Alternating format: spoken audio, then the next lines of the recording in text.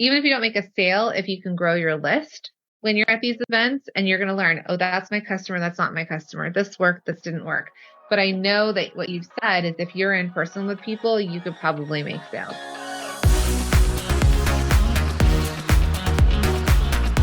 Hi, I'm Jacqueline Snyder, and this is the Product Boss Podcast.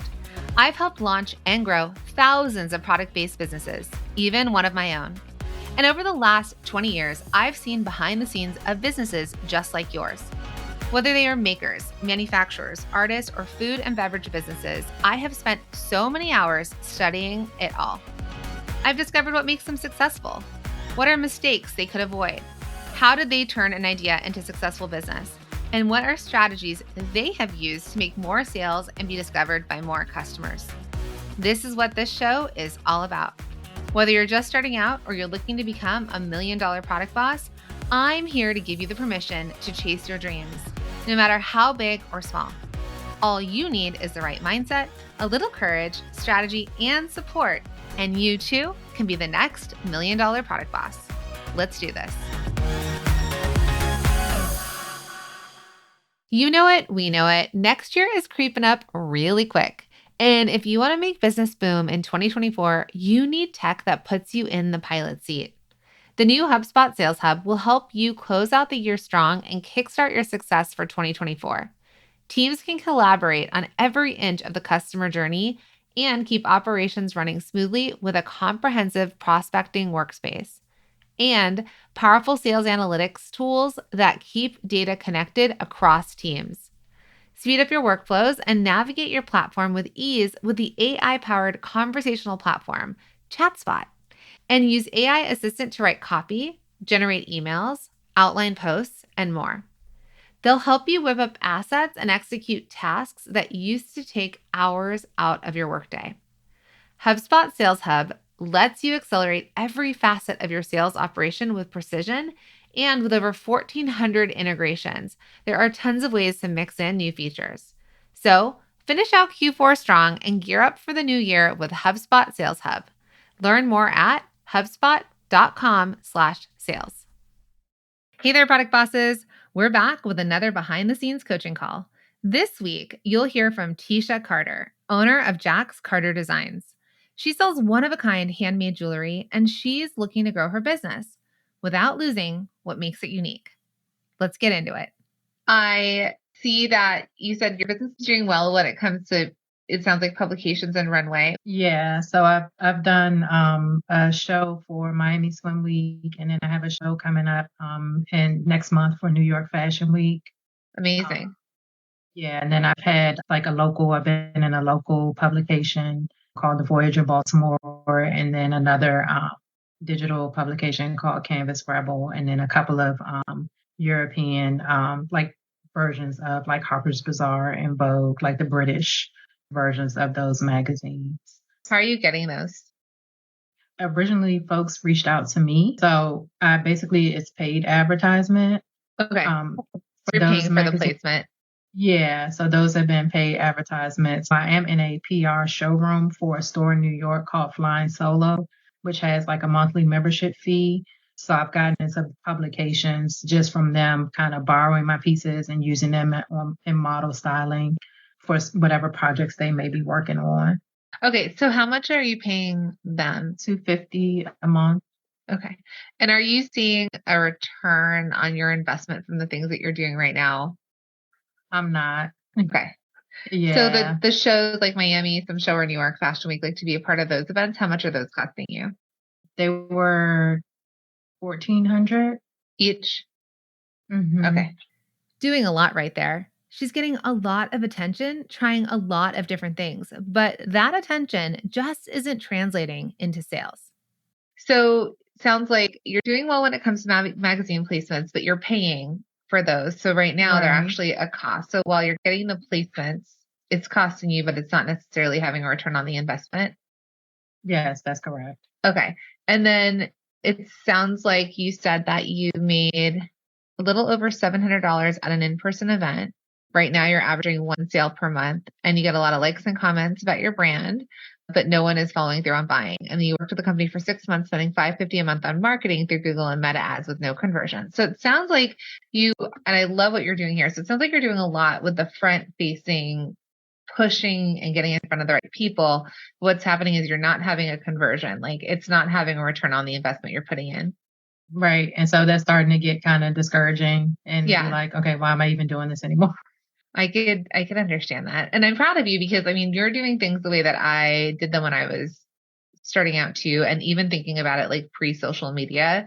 And when you're in fashion and you have that like fashion bug to you, like I paid, I think it was like $2,000 a month for a similar thing that you have at a style house. And like stylists would come and they would pull my accessories and they'd put them in photo shoots. That's how I had Carrie Underwood wearing my cuffs on like the Country Music Awards and on, it was like published in all the magazines. And then she knew that we were so excited about that she wore it in a music video. So for me and the story I get to tell, it's really exciting, but I had the exact same thing as you. I had zero ROI on that. So a lot of it, I think what you're doing right now is you're building the brand and you're building credibility around the brand, which is, I think, important when it comes to fashion and trend and like not just jewelry for jewelry, but trendy jewelry or things that you want to like get out there in front of tastemakers. But it's like, you're right. You are tired of it and you should be tired of it because at this point we have some of that like clout now. And I think now is the time to be like, okay, now what do I need to do to actually make money back on this business? Right. Right. And I'm starting to run out of money to put into it. So like you are not a bottomless pit of money. That's so weird. We're going to work on getting consistent sales, continuing to market, but in a way that's profitable and sustainable, turning visitors into buyers, and all of that without compromising on her unique selling point. I know we want to go jump straight to converting visitors to buyers and how to get, really what we're talking about is how do we make money off this business? You're putting in the money. How do we make money? So first, let me ask you, what would be, if we could change your business in the next 6 months, what would be a revenue goal that you would like to be making per month in your business? I would like to, if I could bring in, I would say at least 5,000 a month. Okay. And is that something that you think you can, do you have enough product to turn it on and do it next month? Or is it something that we want to work towards? No, I have enough product to be able to push out. I think the thing that I kind of get stuck with is that I fear like, do I offer too much? And then that's what's turning people off. Is it the fact that like a lot of the pieces I have, I really just only have one, or if I have more than one, it's only like at the most 5. Like I just, like the price point that I have, I feel like I have enough product to be able to make that. I just, I'm stuck. So would you mind if we got a little bit more realistic with it? Let's work towards 5,000 a month, but I think in 30 days, there's going to be a lot that would have to happen to make $5,000. So I'm going to step us all the way back and I'm going to ask you what your average order value is. So it looks like if you're making on average $278 a month, what is your average order value? The average order value is about $85. 85? Mm-hmm. Okay. So you sell like, you could, because I think in 2 places, one place you said you get one sale per month. And then, but then if the average is 278, so is that just because it's averaged over everything you've made? It's averaged over everything I made. Because I'm getting really less than one sale a month, to be honest. Okay. Yeah, we got to change that. All right. I had, some high months and then I had some low months. So it kind of averages to one sale a month, but like literally every month I'm not getting a sale. Okay. So you're putting a lot of money out, not getting really any money in, and all the efforts you're putting out there. So one of my first recommendations will be, let's stop spending money on these really big events. They're not conversion events. They are brand building events. So they're the thing where you've gotten the photos, you're getting the street cred. I'm at New York Fashion Week. I'm at Miami Swim Week. We're doing all that and you've done it and you've spent the money and it is what it is. But at this point, and being a person that had an accessories company just like you, and I spent thousands and thousands of dollars on the exact same things that you're doing. And I also saw after a year of doing it and probably spending closer to $40,000 for a year, I had zero return on it. Mhm. So I have all the success. I can say Kim Kardashian wore my cuffs. I can say Carrie Underwood and everyone else. So it gives me clout, Mhm. but they didn't buy it from me and they didn't cause anyone to buy it. Like they didn't make anyone buy anything from me. Right. So you Right. have the clout. We can come back to this. So if you start to make money again and your $5,000 a month turns into $8,000 a month, turns into $20,000, $30,000 months, then we can see if you have a budget to build back in a style house or like PR Right. placement. But the cool thing Right. is you have a lot of that now, and now it'll be about a different way of marketing and more That makes sense. specifically to customers that are looking to purchase. The place that you told me that you made the most money was an in-person market Mhm. because people go to markets with their wallets out and they're going because they're like, this is a shopping event. I am going to Right. see if I find anything that I want and see if I want to buy it. Brand building is great. It can be a fantastic way to build a business, but it's also expensive and it can be hard to see a direct return on investment. When you're starting out and you're trying to keep your business afloat, you need to focus on finding the right customers and getting your product in front of them. So, I want to first talk about who your ideal customer is. Who do you think your ideal customer is? So my ideal customer is a woman who's between 30 and 65. She likes to travel. She's into style and fashion. She's into like artistic and eclectic things, not stuck to tradition or traditional. And that's like really one based off of like who my current customers have been, and then basically who I have built my brand for. Okay, that's fantastic. So, looking at your website and looking at the women that you have pictured wearing your products, they do reflect that kind of they're artistic and eclectic. Looks like they like to wear big statement pieces and statement jewelry. They want to be seen and they're looking for interesting things that are not as typical and they want to be seen. Now, I think you have so much of this correct. The one thing I'm going to push back on is the age range of 30 to 65. Okay. So I would love for us now, while a woman who is 65 can buy your jewelry and a woman who is 30 can buy your jewelry, Mhm. if we're selling to all of these women, we're selling to none of these women. Okay. So looking at, I'm going to share my screen so you can see your Okay. own Instagram page because this is how you're coming off in the world, right? Like this is what you're putting out there. Mm-hmm. So is there a woman in your grid that could be your inspiration that we can say she is, we'll give her an age, we'll give her a name, the ideal customer, and then everyone else will still buy, but we're talking to one of these women. We're not talking to all of these women. Is there someone Yeah, here? definitely. Mm-hmm. Definitely. I know there's one person you'll probably see in a couple of like reels and stuff. One that has on the Pac-Man shirt, and then she has on like the sunshades with the This pink one? bathing suit. Yeah, so that's Ayana. Okay. And how old is Diana? She's in her mid 30s, and she's a teacher during the school year. During the summer, she's a realtor. She's working towards trying to be a fashion model. So she is into fashion and accessories. She loves like makeup and stuff like that. So, and I've met her in person, so I know Ayana, as a person. So, this is honestly the dream. If you can find your ideal customer and they actually exist, you can get so much more specific information than you'd been able to come up with on your own. Let's walk through what that looks like. Okay, love it. So, if I go to her Instagram, so what's cool about this is you have now found an ideal customer that it actually exists, right? Mm-hmm. She's an influencer that exists out there. You actually have a story built around her. So if you didn't know who she was or you didn't have a real person, we could have created a story. I'm not sure. I mean, this is like really amazing. She's a teacher during the year. She's also like in real estate. She wants to be a fashion model. So if we go to her Instagram, it says that she's a real estate agent and educator. So she's saying everything that you are. And what's cool is then we can scroll and look at her feed and actually get to know her even more, right? So what face products is she using? where is she vacationing? What is she doing? Like, so she lives in Miami. So obviously she's at the beach. She wears a lot of bright colors.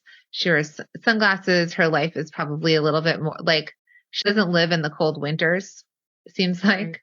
She's kind of Right. living that like sun life. She likes high heels. So we actually have a lot of visuals that we can be inspired by if she's your muse for Mhm. right now.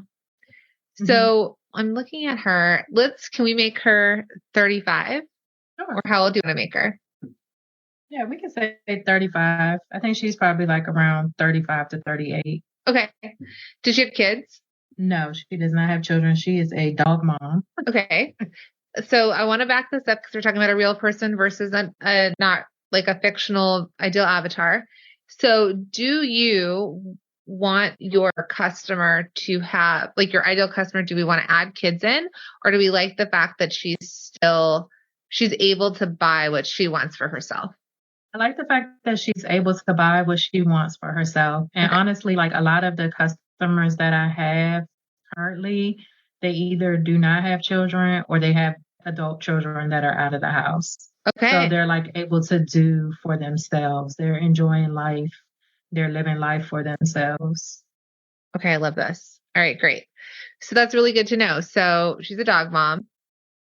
But she's picking what's best and what she wants to do. She's living her life, like you said, and she's doing for herself. And so that starts to really hone in on like, who are we speaking to? So she has a bit more money because she's a realtor and a teacher. So teachers unfortunately don't get paid as much as we'd love them to, that they deserve.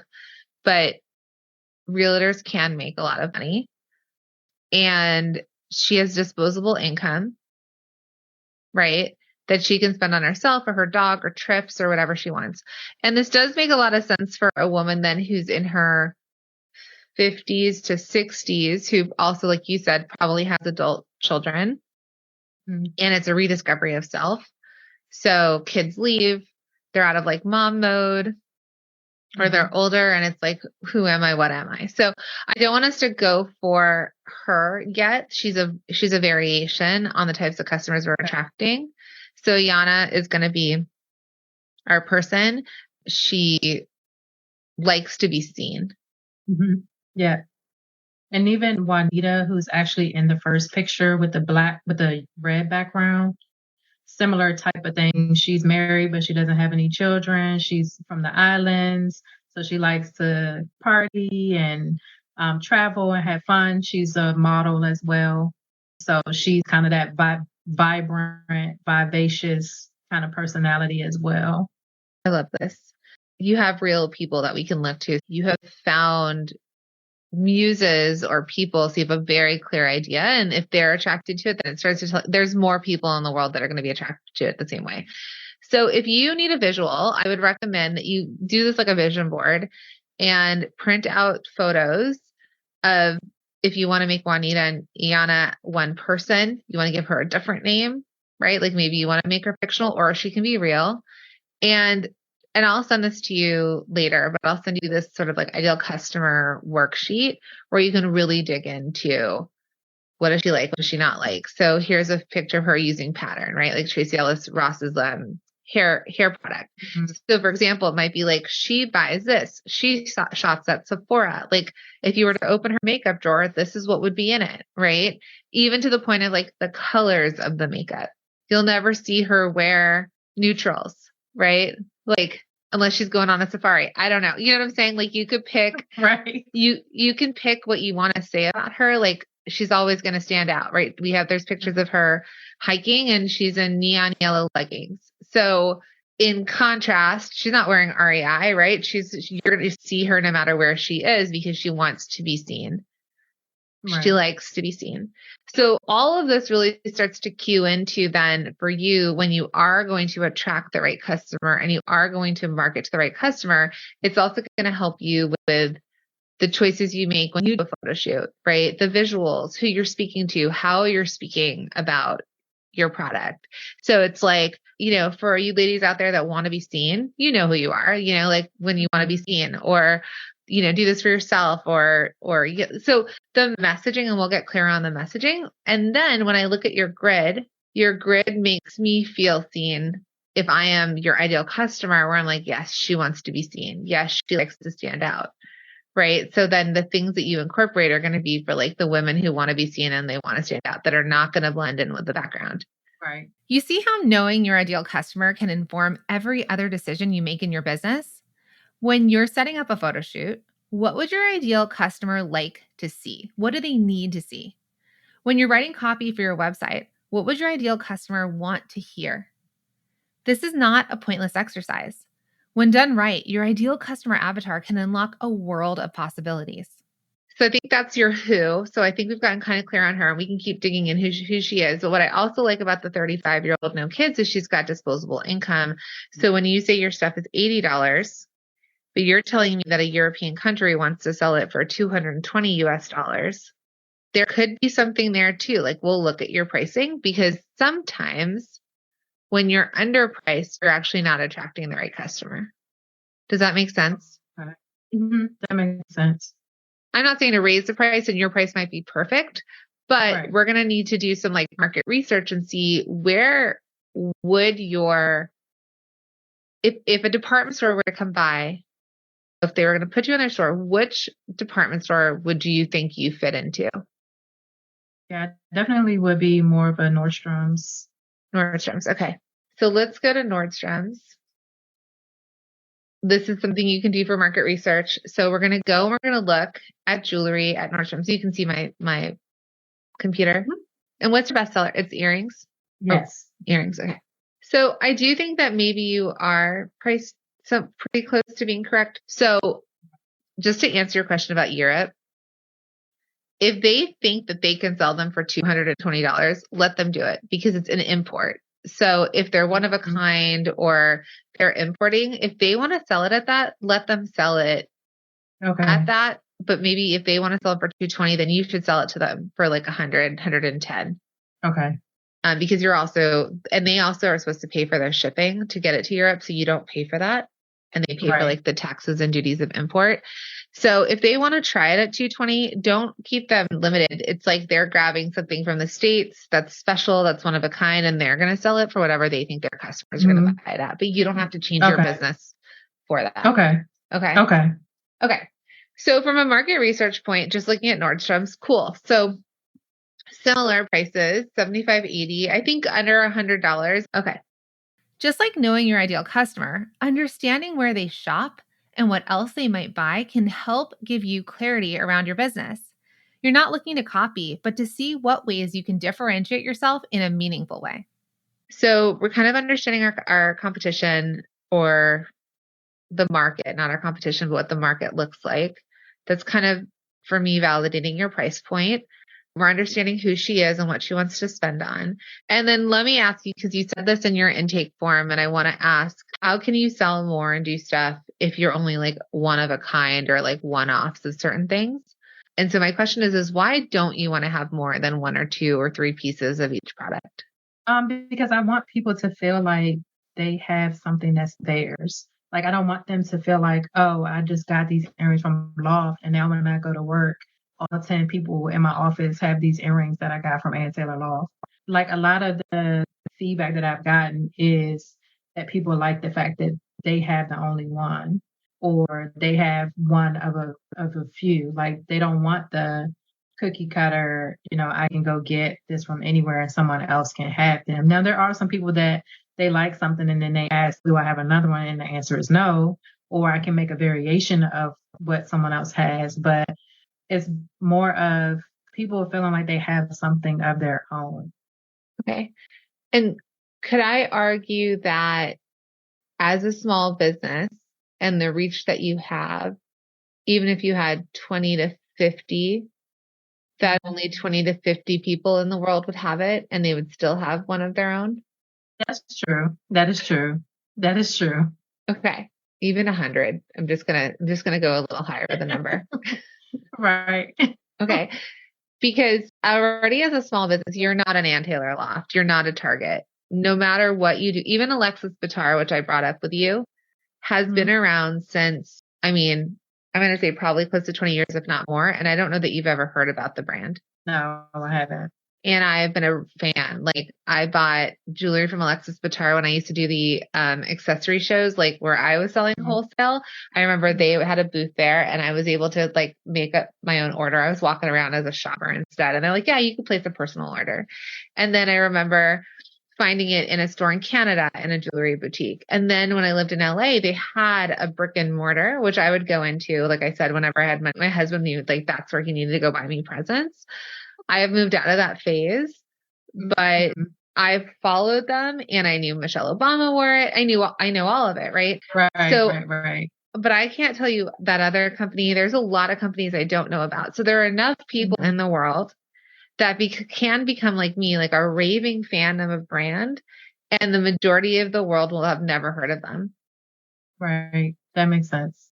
So what's happening is you're stifling your growth, thinking that people want to feel special only having one piece. Now they can, but you need to raise your prices. Like then it should be really expensive. Like you would position yourself more like an artist that has like this beautiful crafted piece that took you a while and there's a story and they spend the money on it, versus the price point is at like a mass manufacturing price point, but the way you want them to experience it is different, and there's a disconnect.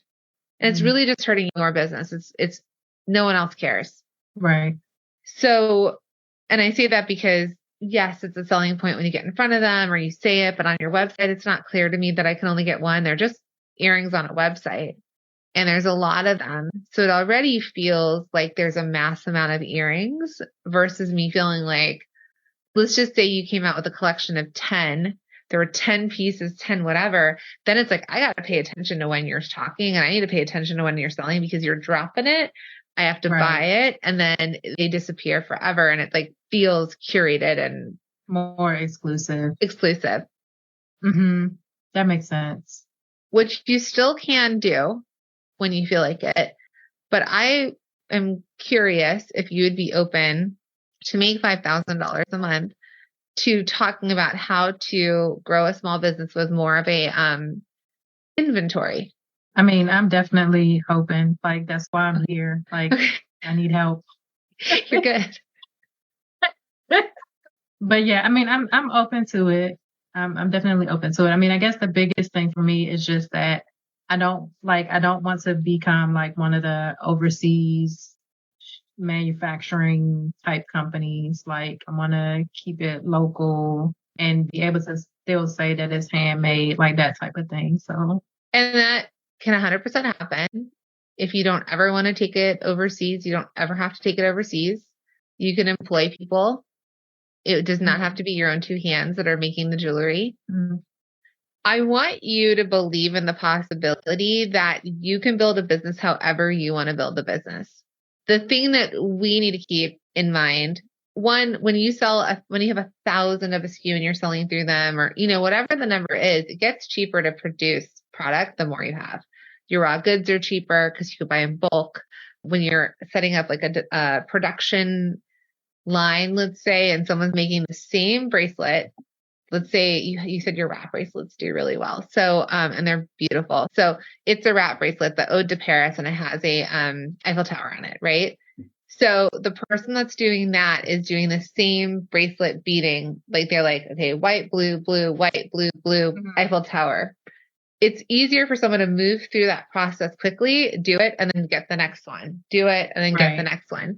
And so that's how your labor costs go down. That's how your raw goods costs go down. And so it's all possible. And you could imagine that you have a team like a warehouse, or there are other moms out there that pick up bags of one person's doing the blue bracelet, one person's doing the red bracelet. They come, they pick it up, they give it to you by the end of the week. So there's like a lot of possibility where it doesn't have to go overseas. But the possibility I want for you is to choose what's best for you and your family and your business, not thinking that people care as much about some of the stuff you're saying. I think that's my problem. Yeah. Because you're like, oh, this would be my differentiator. But I think already you are the differentiator, you as a business owner, as a human. I think that your design aesthetic is already a differentiator. There's so much about it and even the way, the models and the influencer influencers you're working with. Like all of that's already differentiating you. Now we need you to be known for something. Right. And then I could say, oh my gosh, my friend TieSha, she makes these really cool, you're going to, I don't know, you're going on a trip somewhere and, you're going to Italy and you're bringing all your Farm Rio clothes. You would love Jacx Carter Designs. Like they match them so well, right? Then you're a referable company. Right. So for this collection, it sounds like to me, the one coming up, it's like the idea of charms, which is cool, or dangly, but not sure if this is the one that's going to be, because it's so bright colored and where we're moving into. I'm not sure if it's that one or if it's going to be more like aligned with this. The thing that I see, the more neutrals. Yeah. The thing that I see is missing though, is that you have to have more statement earrings to go with whatever's happening here, because individually these are pretty, but they may want more of a statement. So what does Ayana and Juanita want? What would they wear? And then when you're creating your designs, you're doing it for them. Right. Gotcha. Okay. Not them, the actual humans, but but the just persona. the persona. Yeah. Yep. I gotcha. Okay. No, the persona. Yeah. And so then you can make your decisions on like, is this the right thing? Is that too dainty, right? Is that too small? Is that too like, it'll just blend in with her hair and look like everybody else's versus some of the pictures you have. And so the more you can do big and statement and they're of position, those are the ones that are going to sell. So it's not making short ones and dainty ones and all the other things, at least not while you're positioning yourself. Right. And I noticed that a lot of people don't gravitate to the small dainty ones.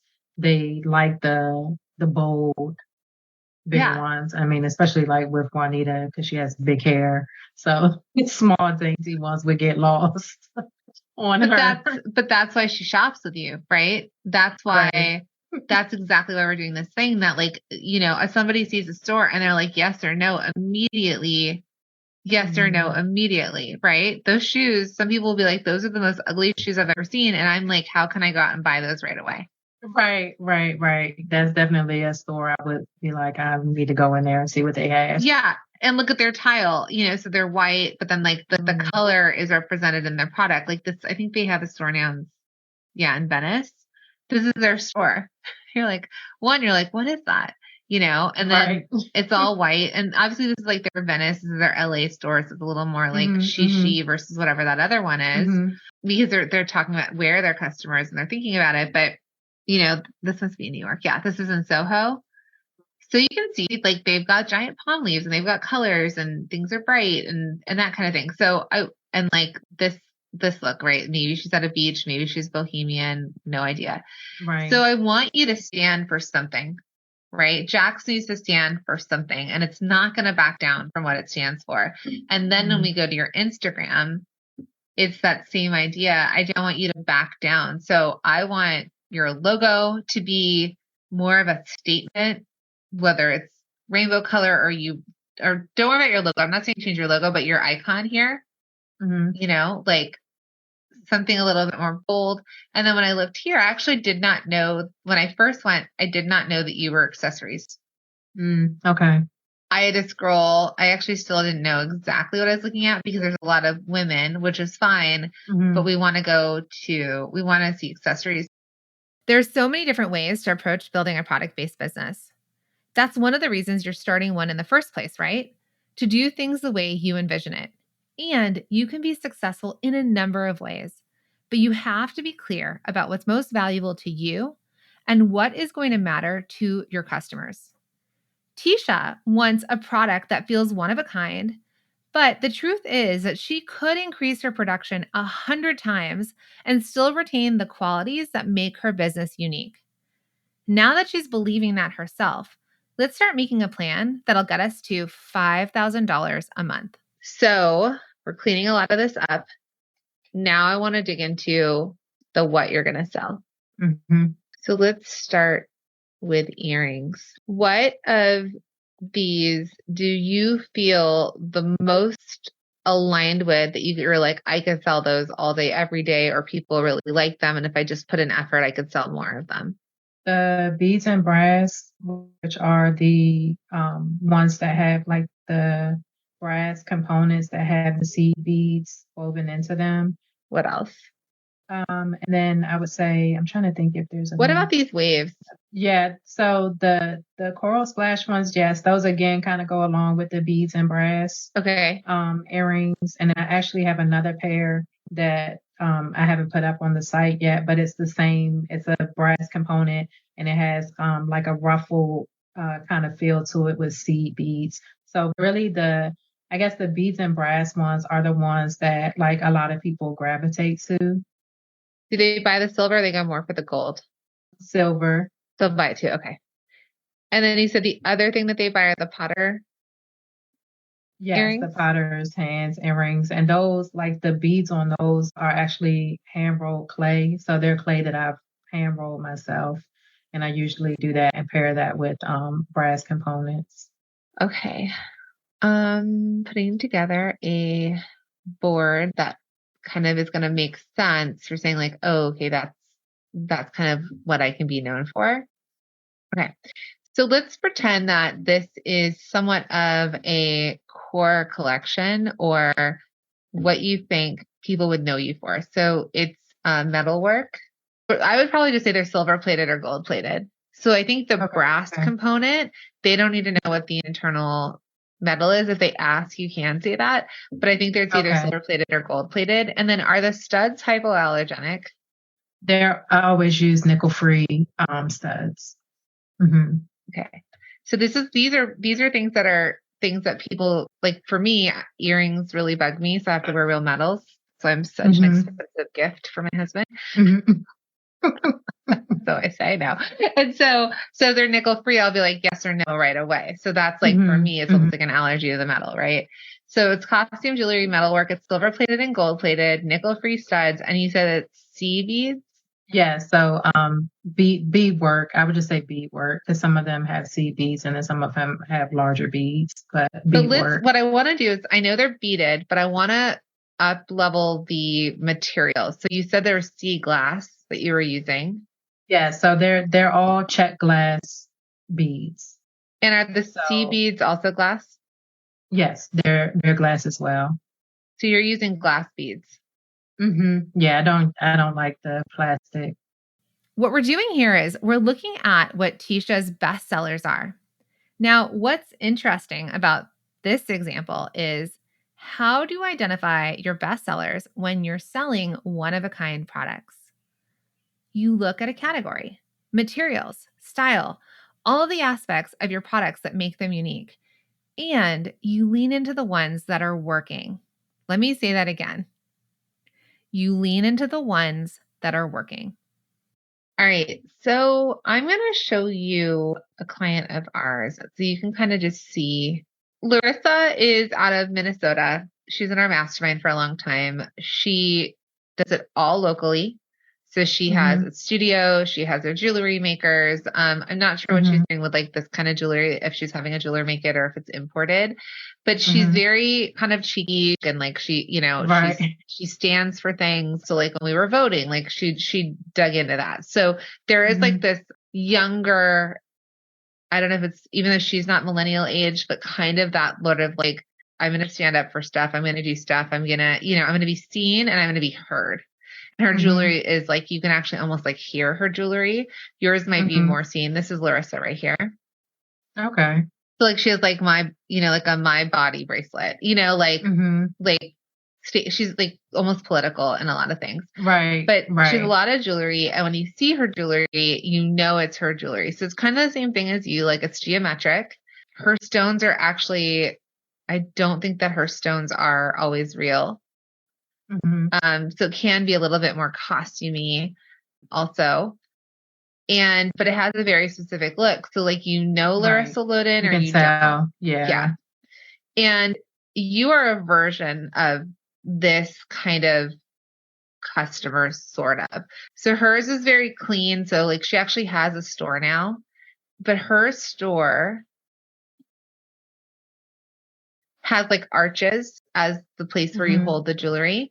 So it's that kind of trendy millennial arches situation. So when I say that, it's like, this may not be, it's not necessarily you and it's not necessarily your customer, because I see that you might have more of an eclectic, like maybe your person has like something from like a flea market in their house and things that they've collected on their travels, and versus like, this is Larissa here in her store. And it's like that clean, Right. oh my God. See, I told you, it's like very different. It's like, it's clean. It's got the arches. It's not the typical arch, but it's, I mean, she's wearing knives on her shirt. Right. But it's different. Very clean, but statement. Clean, but statement. And what she stands for. And she's a little bit more pop culture and stuff. But when you can create a statement and be known and be like, if I were to have a space, what would it look like? If she were to have a space, what would it look like? Your customer were to have a space. You would see a lot of their stuff in Anthropologie oftentimes. That makes sense. Yeah. And that was like one of the places that set them off. And then Anthropologie carries stuff, but like if you go to their brand, it's really super expanded. So it's not a full Anthropologie, but Anthropologie people want to be seen and they travel and they're slightly more worldy and they want to feel eclectic. Yeah. See, I paint. So like if I had a storefront, like you would see art in my storefront along with my pieces. Great. Like I love abstract art. I love it. So then I want you to create a mood board, paper mood board, a digital mood board, where maybe make that space. Make the space of what it would look like. Don't go get a space. Don't get so inspired that you... No, I'm not. I don't have any money for that. But let's make this space. Because when you make the space and you know the person, you know when they walk in, they're either going to be like, or even from the store window, they're either going to be like, I'm going to enter or I'm not going to enter. It's for me or it's not for me. We want to repel people. We want people that are like, you know what? I just want the regular hoops. Can you just make me metal hoops? Right. No, I can't. Go somewhere else for that. You come to me for this. So they come to you for metal work. At least right now, they're coming to you for like that glass bead. So there's like, I think it's that organic shape mixed with geometric. It's like you said, you like abstract. There's like an industrial element to it as well, at least to this collection. Okay. Yeah. A lot of my pieces, like I said, some of the pieces I don't have that are, again, the metal and the beads. Like a couple of them like remind me of like a beaker in the chemistry, or like a thermometer or something like that. So I have a couple of things. Okay. I love that. But thank you, because I was kind of struggling with what am I known for, and trying to kind of hone in on this is what I'm known for. Yeah, I know. It's not easy, especially when you're the creative. It's podcast recommendation time, and I am so excited to talk about one of my favorite shows right now, which is Imperfect Action, hosted by Steph Taylor, and it's brought to you by the HubSpot Podcast Network, the audio destination for business professionals. Now, if you want marketing insights without the fluff, I'd love for you to tune in to this podcast. Now, there's an episode recently that I love, and it's called Stuck and Overthinking. Here's how to start taking imperfect action in your business. And this episode is a game changer. Steph unveils a 4-step process to move past hurdles and just dive in. It's real, actionable advice from a marketing pro. So, listen to Imperfect Action wherever you get your podcasts.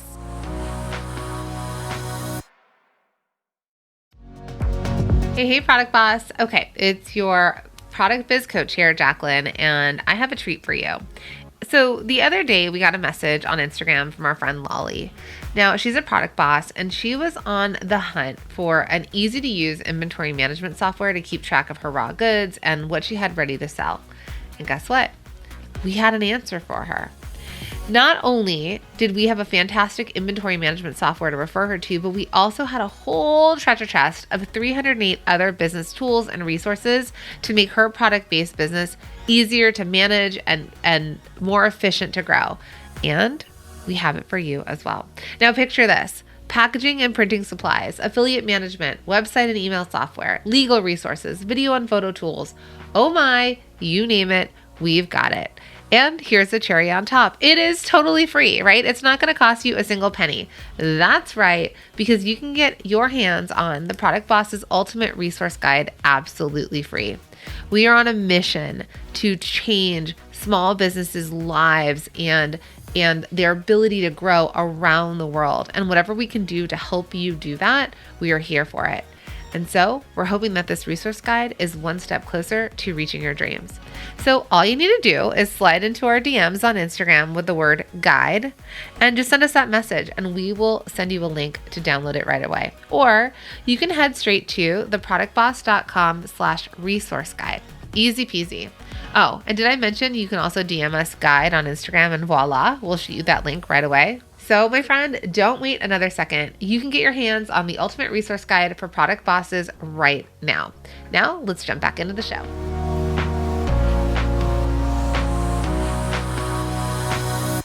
There are so many ways to grow your business while still holding on to what matters to you.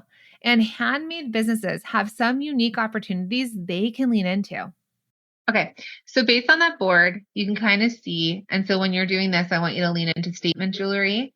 I want you to clean up your Instagram that it starts to show exactly what you can be known for. Okay. And anything new that you add to it, you're going to start to add what we're talking about here. And even in your handmade jewelry made in Maryland founder. So even in that, it might be like, you may even want to think about like, what could you change the name to? So, or not the name, but like the bio part of it all, where it's like jewelry to be seen or statement earrings. Like you could just be so practical and straightforward with what it is. So when somebody comes, they're like, oh, I buy statement earrings from her. And even in your highlights and stuff. And then the other thing I want you to consider is I want you to consider coming out with like collections. So if you had launched this collection, I'm like, oh, hey, that's what she's doing this season, or launch this collection. And then when we talk about what's happening here, where I see the fill-ins that need to happen are versions of earrings. So whether if these are some of your best sellers or something, you just change the color to make sense with the colors that you're doing for the season. Right. You don't have to reinvent the earring. It's just just change the color scheme. Change the colors. If you wanted to try some more of the potter's hands in like whatever you want your theme to be, which feels like there's like blacks with the peachy coral, the neutral, and you could think about the potter's hands of like the juxtaposition between the colors, right? So maybe it has a bright yellow in it, but it still gears towards the browns. I'm not going to tell you a design because you have to get a handle on that. And then I look at this and I'm like, oh, that's her fall collection. So I bought your summer earrings and they're big and they're statement. And then I'm like, you also have something that I need in the fall that makes so much sense for me. I'm like, oh yeah, thank you for coming out with your version of earrings again for me in the fall. And I get to wear that new neutral color palette in the fall, let's say. Right. That makes sense. So that's what I want you to do. I want you to be like, I'm going to create this for those women. And then they're going to be like, thank you that you had me in the spring. Thank you that you had me in the summer. Thanks you had me in the fall, and same with the winter. And then I'm like, and it's always answering a desire that I have, like Farm Rio. I always love Farm Rio. And I'm like, thank you for coming out with an entire ski outfit for me, or snow boots in the Farm Rio essence. Okay. So we've covered marketing and branding and positioning, right? But what about the original problem TieSha was facing? Getting customers to buy her product. Don't worry, we're getting into that next. So you can kind of see collections. I know we've talked a lot about that, but this is all really important because this is part of the conversion problem. Right. And now we're going to get into kind of the meat and potatoes of that part. So the fastest thing I can do with you right now first is the pricing. So if you want to, do you know how to price? Is that your question? Or I guess for me, my problem is I don't know how much to charge for my labor.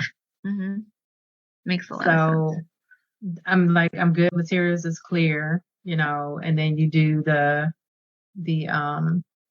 you multiply by whatever the differentiators are, but how much my time is worth, I'm not sure. Well, your time is worth a lot. So, but we need to calculate as if it wasn't your time.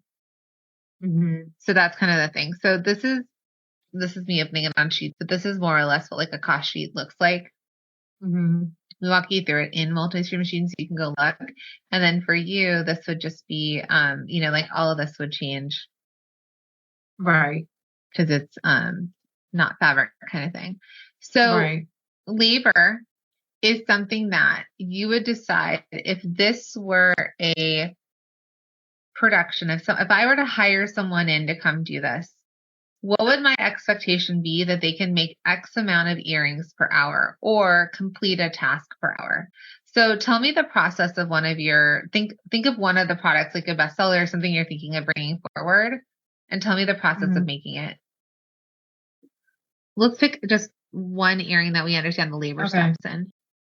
Okay. So we picked the concentric earrings. Okay. So concentric earrings, you're going to make another pair for this next season. And do you weld any of the metal, or the metal already comes looking like that? The metal already comes looking like that. So I don't weld any of the metal. So you're applying the beads and the wire. Okay.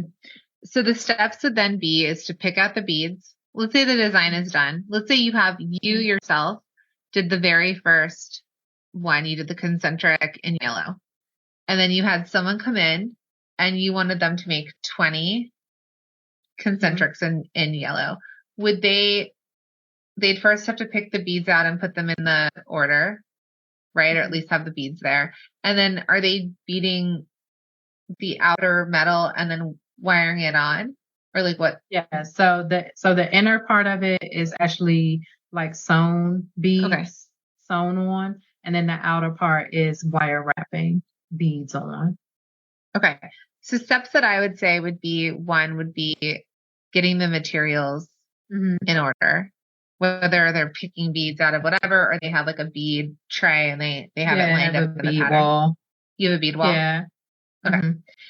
And then let's say this person came in and the first step that they did was what do you do first? The outside wire or the sewing? Do the sewing on the inside first. The outside wire is the second part. So step 2 is sewing, and step 3 is wire.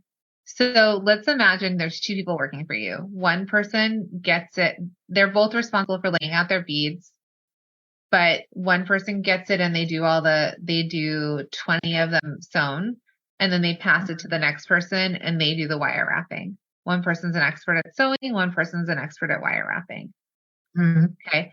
So if I were to ask you for the sewing, and I know you're more of an expert at this, if you were only doing one thing where the beads were there, you're picking them, you're stringing them, and you're sewing, how many sets of earrings could you get done in an hour? I would say the sewing probably would take like 5 minutes per earring. Earring or set? Per earring.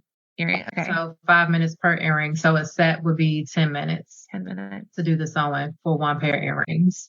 Okay. So we can get 6 done in an hour. Okay.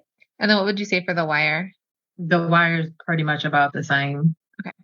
Is there anything else they have to do?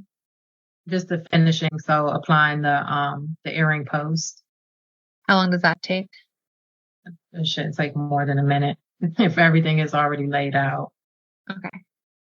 So could they get 60 done in an hour, or let's say it takes them 2 minutes so they can get 30 done in an hour. So they do 6 of the others and 30 in those. Okay. Then what is the minimum wage of where you live? It's $13.75. Okay. So if you were to go make a job offer to somebody to come work for you as a jewelry company and work for you and bead and learn a skill, whether it's the sewing or the wire wrapping, what do you think you could hire them for per hour? I don't know. I mean, I guess the minimum wage would be the lowest I would go. Totally. But what do you think? What is the going rate of somebody? Let's say you have another mom friend who wants like a side hustle during the day. Would she want 15 an hour? Would she be cool with minimum wage? Would she want 20 an hour? What do you think like you could get someone in for, knowing where you live? If she's doing it for like a side hustle, then I would say probably $20 an hour. Okay. So let's just price your labor at $20 an hour. Okay. It's expensive for labor. You could probably go cheaper, but you're choosing to do this in America, right? And handmade. So Now, when you say you can go cheaper, like what, I mean, I guess what is like an average? I think if you were eventually going to be like a Chandlu and you were to hire a bunch of people that you just train to do labor skills, you probably could hire them for $15 an hour. Okay. Okay. Maybe not minimum wage. It just depends. Like here in LA now, I think the minimum wage is $17 an hour. So that's the problem with manufacturing. Like they still, let's say we could still only get 6 earrings done an hour. Then it just raises the price, right? Because they can't possibly make more. And when you pay people per piece, so there's also piecework, it still has to equal minimum wage. Right. Okay. So, for example, for you, I'm just going to go off of minimum wage. So 13, let's say we went for the cheapest, 13.75, divide that by 6. So it's $2.30 an earring. So let's say you had a mom friend. You could say, I'm going to pay, not an earring, a set. So let's say you had a friend or somebody you knew and you're like, I will pay you $2.30 for every set you sew the beads on for.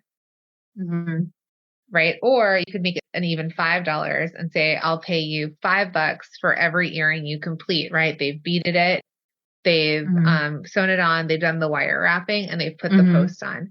That would, if we multiplied that out, that would equal minimum wage of $13.75.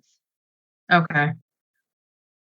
Because legally you can't tell someone I'm going to pay you 50 cents per piece, but it takes her 10 minutes in an hour. They won't ever be able to make minimum wage. Right. That makes sense. Okay. So I'm going to say then if it's $2.30 plus the post, that's what I'm going to say $5. So your labor, if we want to go minimum wage on this, is $5 that you have allotted for labor at minimum wage. If we were at $20, I'm just going to tell you $20, divide that by 6 sets, it's $3.30. So it's an additional dollar per component. So it actually would be more like $7. So if we paid someone $20 an hour, it would cost you about $7 per earring to complete. So wire wrapping, instead of 5, sewing, post, or yeah. So listen, you could, because if someone's faster than you, they can make more money. So $5 could be a good number that we set it at and see, like, because you could eventually teach someone a trade and be like, they're just doing those earrings with the wire wrapping and the sewing. How many can they get done per hour? They might get even faster than you. Right. Because you're coming up with the ideas. So if you get to sit there and you design, you make the ideas, you make the first one and you write the recipe, like you write down the instructions of how it's made. This is the components. This is what you need to make it. You need 12 beads, all that information. Right. You pass it over to someone. She comes and picks up all the beads and the whatever, and she makes them. She gives you 20 of them. You hand her $100. Okay. So where this is hard for you is I know your time is not worth $5. Okay. So what we're doing is we're not pricing you. We're pricing the labor for the earrings. So where you make the money is the profit. So if it costs you X amount for beads, X amount for materials, X amount for labor, and if it goes in a card or a box or packaging, and then you mark it up correctly. So where you were going with it, I would multiply it by, let's say total cost was $10. I would multiply it by 2.2. So it'd be 22 wholesale. And then I would mark the $22 up also by, let's call it 2.2 or 2.3. I'll go 2.3 for you. So if your cost was 10, your wholesale would be 22 and your retail would be around $50, $50 to $52. Okay. If you have margin to go higher, go higher. If you're like, oh, there's $50, but I can actually sell it for 75, sell it for 75 and raise your wholesale. You do not need to, that's just your bare minimum for the profitability. So where your money is made as the business owner is that difference between the cost. It costs you $10 to make that earring. But when you sell it, you're either making an additional $12 if you were selling it wholesale, or if you're making $50, you're actually making $40. And that's what pays you a salary. That's what pays you $50,000 or $100,000 salary. That's what pays for materials. That's what keeps the lights on. That's the money that goes into running the business, having profit, saving it, taxes, and also payrolls. Okay. Does that make sense? So I want you to pay yourself and I want you to pay yourself more, but you are worth your worth and you're more expensive than what we can put into the product. So if we sell Right. the product, you're going to pay yourself $13.75. When I say you're going to pay it, you're going to account for labor of either $5 a set, and then you're going to account for labor of that. So the payment to that is like, okay, I make this. Technically, I should be making $5 from it if the company was paying you. But then so that's for that job component of your business. But then if you're running it like CEO, then the CEO component gets paid a different amount of money. Right. Does that make sense? Okay. Yeah. Questions around that? No questions. That makes sense. Yeah, that was the part that I was stuck at with the whole labor, because I felt like I was like just kind of guesstimating. Yeah. Yeah. You are. So I think that's a good way to position it. And then what the goal could be too is if you think that they're going to be faster, you hire someone and you're paying them $5, whatever, that's piece per piece. Or you hire someone by the hour and you see, can they get more done? They might not, right? People might actually take longer if it's by the hour, because they're like, well, you told me to make 20 and it took me 17 hours, right? Versus if you're like, the more pieces you make, the more money you're going to make. Right. Okay. The second topic, so that was the third topic. The second thing you said, how to grow without compromising too much on my unique selling point of one-of-a-kind small batch pieces. So it was a long way of getting to that. I think we talked about that. So you feel clearer on that? Yeah. We talked about that. Yeah. And like your analogy made sense. So you're not compromising. People in the world. Yeah. You're not compromising. You want to make $5,000 a month. So if we go back to what you said, and this is where we're going to get into the numbers, you said $80 is your average order value. So if we want to make $5,000 and we're going to divide that by 80, you need to make about 63 sales a month at $80 average order value. Okay. Okay. So if a pair of earrings is closer to that, your geometric circles are, your waves are, or the color splash, whatever that one's called. The orange hoop delight is only in the 30s. So they'd have to buy 2 pieces from you, more than 2 pieces, almost 3 pieces. So some of these pieces, like your potter's hands, maybe we can raise the price on them a little bit.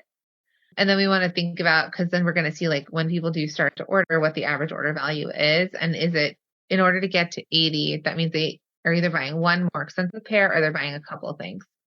Right. Your bracelets are 65. So yeah. Okay. So I would love for, let's see if you have it. And I'm not expecting to like make $5,000 next month, but totally. That's like, end goal. But that's why I want to break it down. So let's divide that by 63 orders at $80 or average order value by 4 weeks. That means you have to sell about 15 to 16. You need 15 to 16 a week that you sell, 15 to 16 orders a week. So it's about 2 a day. Okay. So when we break that down into that, well, it feels overwhelming for someone who doesn't make a sale every month. But then we're like, okay, 62. Okay, that's let's just round down. 15 orders a week. That's about 2 a day. What do I need to do to make 2 sales a day? So that's a backwards way of working into it. The next thing is if you talk about everything once, no one's going to see it. No one's going to know about it. So if you have your new collection coming out or whatever you really want to sell right now, you got to talk about it a lot. It needs to be in a lot of places. If you're doing something for Fashion Week and you're getting professional photos, then the same stuff that's coming from Fashion Week needs to be everywhere. It needs to constantly be on your social. You need to be talking about it on your social. It needs to be the images that I see when I land on your website. That everywhere I look, I get that Jacx Designs is selling this right now. It's your editorial pieces. And that's usually what people put in fashion shows. So what we want is we want them to see the glass bead geometric circles, and then everywhere they look and they're like, oh, that's a Jacx Carter design. That's a Jacx Carter design. Okay. And so once you hit it, don't stop hitting it. And you're going to have campaigns and periods of time where you're going to lead up to it. You're going to drop the information about it and you're going to keep talking about it. So for you, when you do this effort and you put in the effort of figuring out what the product is and you know what your collection is going to look like, I want it to be everywhere I look. It's so clear that's what you're selling right now. And that's what you want me to buy. And that way you don't feel like you're wasting your time and energy. Like, "Oh, I'm going to talk about this one earring, but I have only one of them. It's going to sell out." Maybe you you can always make more if you sell them. So maybe you switch from the idea of one of a kind pieces, which it doesn't really say it anywhere anyways. And it's Mm-hmm. more of that you can just keep talking about the same product for a while and see if people Mm-hmm. are picking up what you're putting down and like they're interested in it. You bring them in on the making, you bring them in on all of it. Right. No, that makes sense. We've been laying the groundwork for a while, but now we're getting to the real problem that's holding TieSha back, getting her customers to convert into sales. Everything we've talked about so far has been working towards this. How can we get Jacx Carter to making $5,000 a month? To get you to convert, you have the images, you have the pictures. Social media is not ideal. When you do make them maybe one sale a month, are they buying off your website? Like, how did they find you and how is that happening? It's usually they're buying off my website. And you know where So they came they're from? either someone sent them there, so someone who's bought from me before, or just like random people that are familiar with. It looks like organic search. So, word of mouth, organic search, but then you told me you sold about $800 in person. Yes. Okay. How was that for you? That was a good experience. I did this thing called the Pink event. It was for like a nonprofit organization for breast cancer awareness. And they actually was in an ideal location because I was at the table as soon as you walked in the door. So you had to walk past me before you got anywhere else. That's so funny. But it was good. I mean, a lot of people had a lot of interest in the products, being able to see them. But I didn't get any follow up sales from the event. Okay. So, if you can find, especially moving to the holidays, if you can find other in person shows you can go to that would Mhm. have your ideal customer at it. So, not just like a random farmer's market where nobody's looking to spend $80 to $100 on an earring, Mhm. but whether it's like a fashion e type market, we're going to come into like holiday sales. Sometimes churches have, like gift shows. It's kind of like the gift shows. Or if you go into DC or New York, like if there's like a unique LA event or a unique renegade craft fair, like you need to go to where people are looking that the right people are walking in. So maybe not the Larissa Loden hipster, but where is she? Is she at a market? Because if those work and you can find the right place and these are a test and try, you'll at least get that like immediate data. And I want you to have more than just one so that if it's selling, that you have more to sell. Mhm. Right. So in person to me sounds like that would be a quick way to test and try and make money. The other thing I think for you that if you are able to make stock, I think wholesale, if you have the margin, would be interesting for you to try. How do you feel about wholesale? I'm actually not averse to it. Again, I was always apprehensive because of the amount of inventory that I have per piece. And that's funny because I actually did a conference call earlier this week with a wholesale company called Mercado. Oh They're yeah. actually up and coming, and so I actually talked with them as far as being a brand on their platform. Okay. I think they're probably similar to, I think they're kind of similar to Fair. fair.com. Mm-hmm. There's also bulletin.co. So if you can find, there's two ways I want you to approach this because you're in multi-stream machine. You go watch the wholesale module. One, let's start with pricing. Okay. So one, if you bring your labor down and am I off like your glass beads and all that? Did they cost how much money? Do you know how much everything else costs? I would say probably no more than $5 Total for for the like the rest of the set? beads. Yeah. Okay. Mm-hmm. So it's pretty close on the 10. Mm-hmm. So I think you're accurately priced. Okay. more or less, go through the pieces that you're going to go into. That's why also that necklace is like, that's a lot of labor. Like, Oh, yeah. and it's your labor, so you wouldn't charge it the same way as like a minimum Mm-hmm. wage type thing. Like it would be like, hey, this Mm-hmm. is a piece from the designer with our own two hands Right. kind of thing. So I do think if you can find some other brands that are similar to your aesthetic and your customer base, you could either go swipe their stockist list. So Mm-hmm. what that means is some people, and I teach this in multi-stream machine, will have like, you can find us in these stores. And then you Mm-hmm. could actually approach those stores. You can do what I teach you, call, have a line sheet, and see if they want to Mm-hmm. sell. You can go to some of the, like, if there's any local boutiques that are like fashion based, or there's even like West Elm, like the furniture store West Yeah, Elm no, goes down. Mm-hmm. at the holidays. And they're actually, that's probably a kind of an aligned market. At the holidays, they'll actually support local companies and have like, you Okay. could set up a table there. J. Crew does the same thing. Yeah, mom said. So you can always go in and just talk to the store manager and be like, hey, I'm a local jewelry Mm-hmm. business. Do you ever do trunk shows or pop-ups during the holiday season supporting local businesses? They don't necessarily buy for the store, but if they're local and you're not in like a heavily saturated fashion market, like meaning like Right. there's not all these designers everywhere. There's all sorts of stuff you can do. So Right. those are some of the fastest ways I think you could get in front of real people. It's Okay. either collaborating with some local stores, local boutiques, doing pop-ups there, hair salons, and wholesale. You could try for that as well. But first Okay. go through the MSM module so that you build out a line sheet that you know your price correctly. So you only wholesale the products you know you've got a good margin on.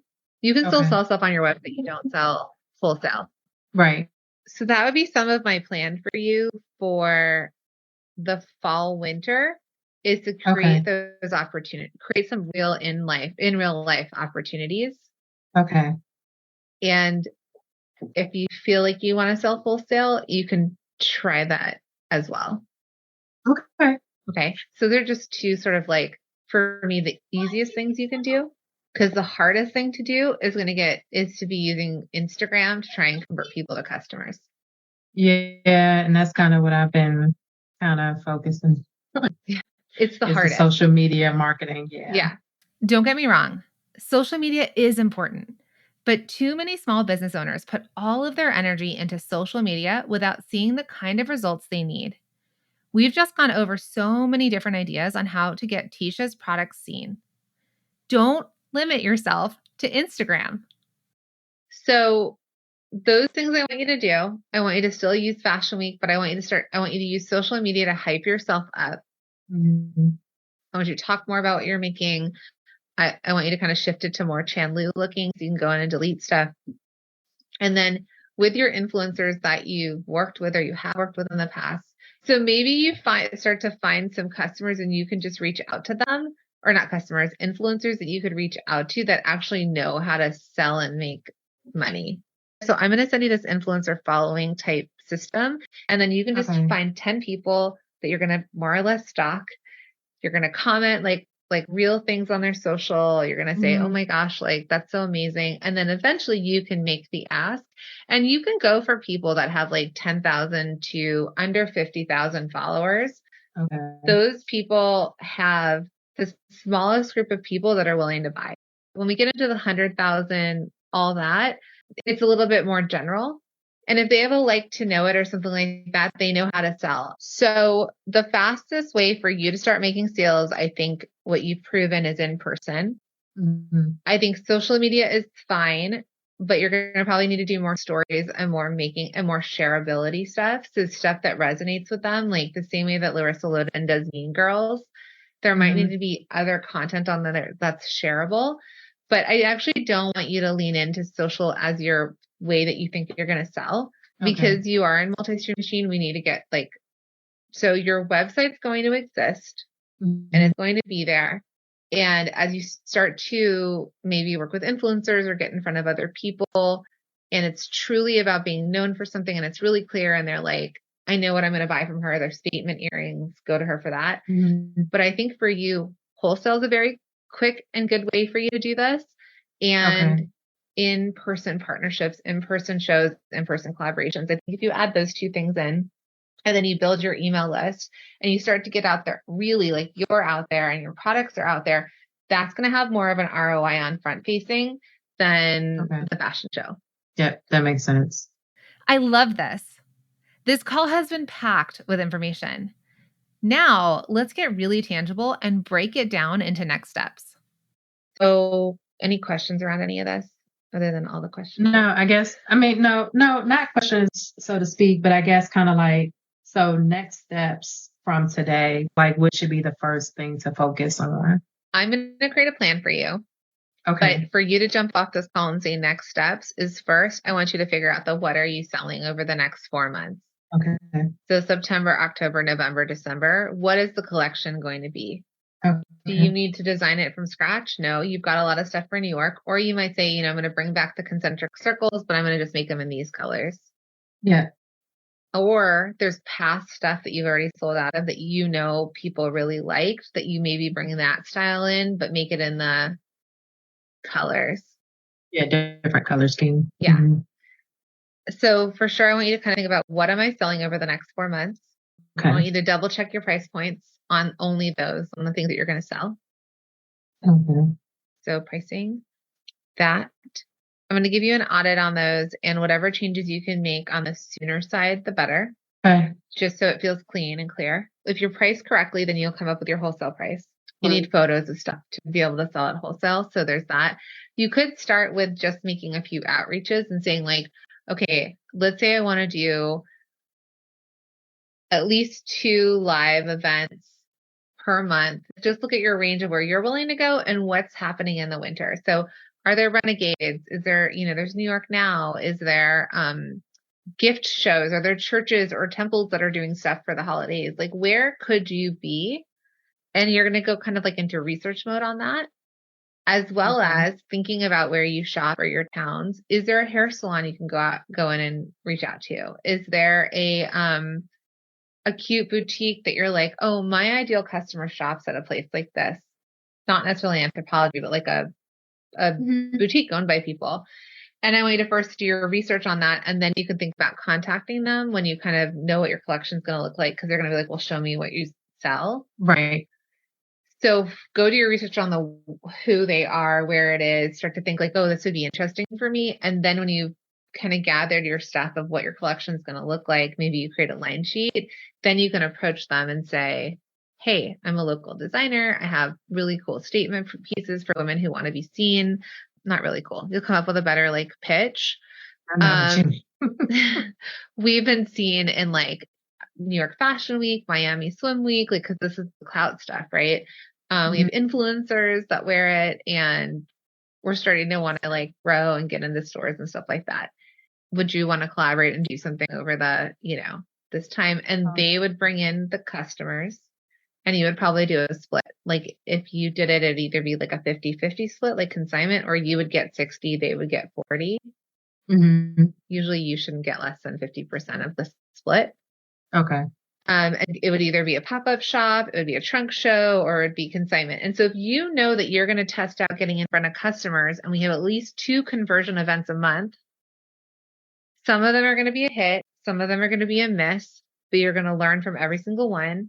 And if you are able to build your email list when you're there, oh, hey, join our email list. Like then, we have some stuff that I didn't bring in, or I'll shoot you an email about this, or let me get you a 20% off coupon. Grow your email list everywhere you go, no matter who you meet. So that way, when your site is also going to be a conversion point, because you'll start to email people. We want to do email marketing when you have something to sell.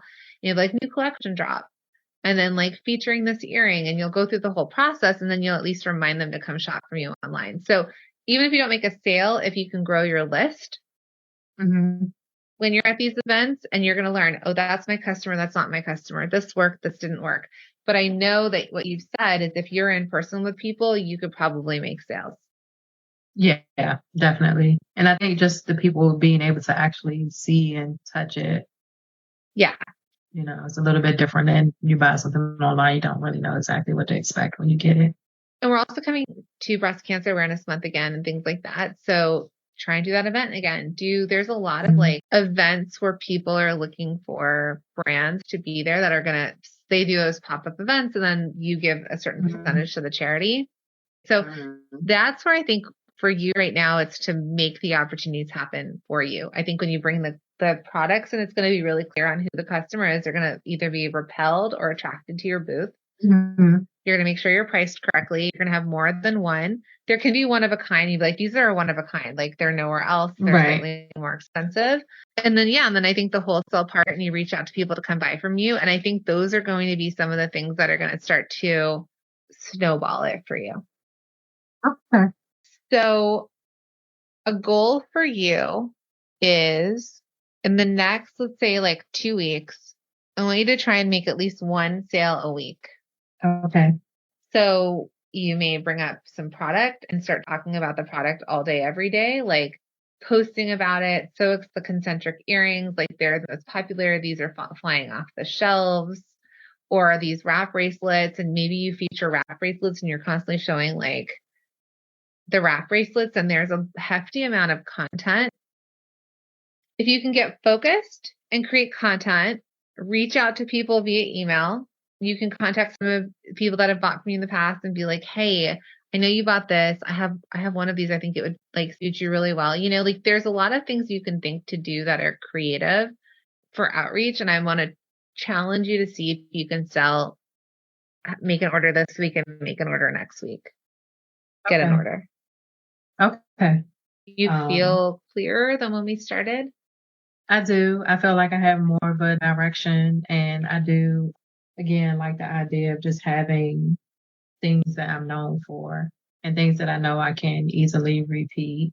And so I have the actions for like the concentric earrings and the wrap bracelets. As far as the pricing is concerned and the labor, like that part is what I was stuck on as well. So I have a better understanding for that also. What are you excited about trying out or doing next? I have not been consistent with basically repeating information, and it's like it as a consumer, but you don't think about it when you're trying to sell. And so being able to like highlight the information for the wrap bracelet, I think I am definitely going to use that, especially since I already have some content around that I can reuse and post and be able to create new content with some of the ideas that would be easy for me to put together, especially over this weekend. Okay, good. Yeah. I'm excited for you because we get so overwhelmed. How you were going about it was making so many things that not only is your brain distracted by making all the things, then it's like, hey, I did this. Okay, but I did this. And so even your customer doesn't know what you're doing, because how often do we see each other on social media? Like it's whenever they decide to put it in front of that person. So I'm excited for you because the more consistent you are, the more every time I see Jacx, Carter Designs on Instagram, I'm like, oh, there's the wrap bracelet again. Oh, there's another wrap bracelet. Oh, Jacx and wrap bracelets. And then it'll start to, for me as a visual or as a potential customer, it'll start to come together. So we think when we do something once, it's enough, but it'll be so much easier for you to stay focused because you'll be like, this is what I sell now. This is what I'm making. And this is what I'm talking about. And then you're like, oh, I feel like going on Instagram today. What am I talking about? Wrap bracelets, or the big statement earring that I'm selling. It's not as overwhelming. And that made me think my daughter just walked in here, and my daughter like comes in the area where I do all my work and stuff. She's like, Mommy, why do you have all this stuff everywhere? You're always starting something and then you start something else before you finish the other thing. Cause it's like all of these ideas in my head. Oh, these kids mirrors back to us. Yes. Absolutely. Okay, well, I'm glad. Yeah, my daughter goes, Mom, do you think you have too many cheat days? And I was like, shh. Right. Let eat the ice cream. No one asked you. Nobody asked, but yes, you were correct. Good. So now she's gonna be like, oh, Mommy, you're making those earrings again. Good job. Yay, yes. You're focused on one thing. I know it can be frustrating when you have a good product. You're starting to see some traction, but you're just not seeing the sales you want to. We've covered a lot in this coaching call, but when you think about it, most of what we discussed was about simplifying, getting clarity, and doing more of what works. the same principles we applied to TieSha's business can work in yours as well. So let's get out there and make it happen, product bosses. You can do it, and I believe in you.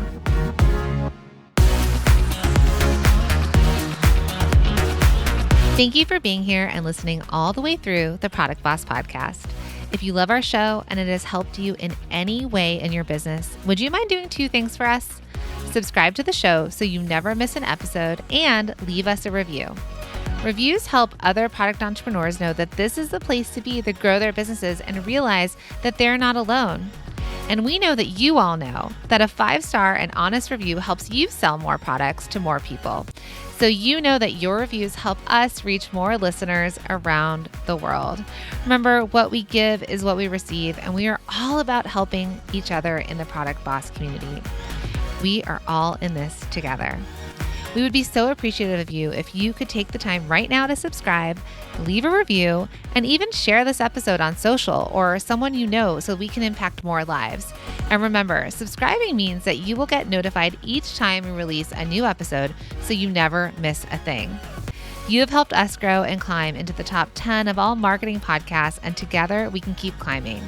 Thank you, friends, and remember, there is room at the top for all of us.